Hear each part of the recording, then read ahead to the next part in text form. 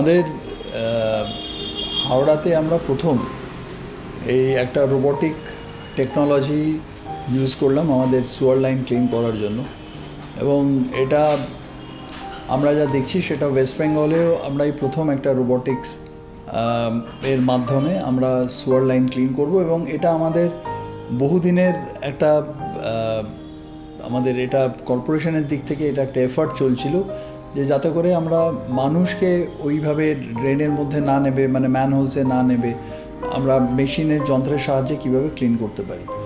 তো সেইটা ফাইনালি আমরা সাকসেসফুল হয়েছি, এবং আমরা যদি এটা আরও বেশি করে সাকসেসফুল হয় তাহলে আমরা আগামী দিনে আরও এরকম মেশিন আমরা নেব।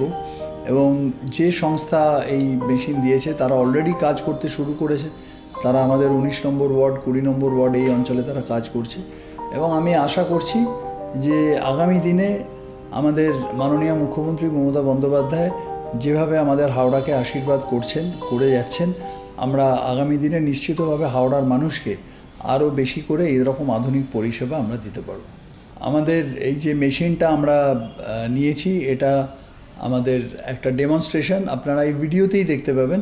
এবং সেটা আমাদের যিনি আমাদের HMCর এক্সিকিউটিভ ইঞ্জিনিয়ার আছেন মিস্টার PK ভঞ্জ, উনি একটা ডেমনস্ট্রেশন দিলে আপনারা বুঝতে পারবেন যে কীভাবে যন্ত্রের সাহায্যে আমরা এই কঠিন কাজটা আমরা করতে পারব।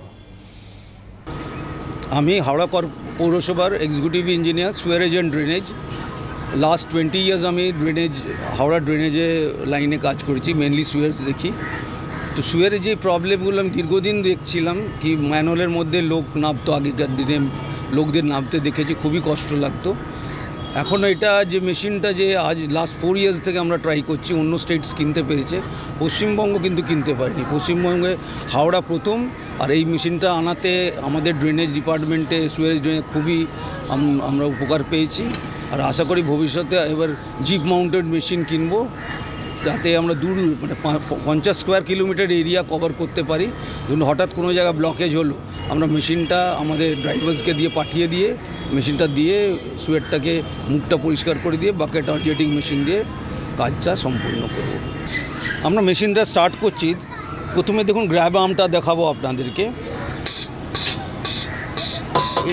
এটা ময়লাটাকে গ্র্যাব করে বার করে। এবার দেখুন আর্ম যেটা আছে, এখন আপনার মুভমেন্ট হচ্ছে, যে ময়লাটা থাকে তাকে টেনে আনার কাজ এটা করে, ডান দিক বাঁ দিক পুরোটা ঘুরতে পারে। এটা দিয়ে ময়লাটা টানে।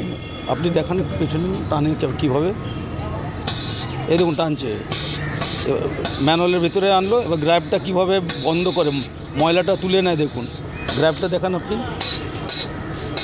এবার উপরে তোলো। এবার পুরো মালটাকে আমরা যে ওয়েস্টটা আছে উপরে তুলে আনছি। এইটা যখন ফিল্ডে চলে, মানুষকে নামাতে হয় না, মেশিনটাই কাজ করে। এটা টোটালি 9 মিটার তলার থেকে মোটামুটি 27 ফুট নিচে গিয়ে মাল তুলতে পারে। তো এটা ভয় থাকে না কি আমাদের মানুষকে নামিয়ে সিঁড়ি ধরে নিচে নামবো, ময়লা তুলবে, তারপর আমরা বাকেট মেশিন লাগাতে পারি অথবা জেটিং করতে পারি। এই মেশিনটা আসার পর হাওড়ার অনেক গরিব মজদুরদের প্রাণ বাঁচবে এবং অল্টারনেটিভ এমপ্লয়মেন্ট পাবে। এই মেশিনটা আনার পর কিছু আমাদের হ্যান্ড হোল্ডিং হবে 2 বছরের জন্য। ততদিনে কর্পোরেশনের যারা এমপ্লয়িজ আছে, যারা একটু শিক্ষিত আছে, যেমন আমাদের কিছু ছেলেমেয়েরা আছে, গ্র্যাজুয়েটস আছে, BSc পাস করা, তারা মেশিন অপারেট করবে। আর আমাদের যে কনজারভেন্সি অপারেটার্স আছে, আমাদের হাই ড্রেনে যারা কাজ করে, তারা শুধু ময়লার ট্রেটা টেনে বার করে নেবে, আর কোনো কাজ নেই। ময়লাটা ওই ট্রেতে পড়বে, ওরা টেনে বার করে কনজারভেন্সি গাড়ি নিয়ে চলে যাবে। এটা হচ্ছে advantage. Not only it will save the lives of many people, but it will engage people in alternative employment. Thank you.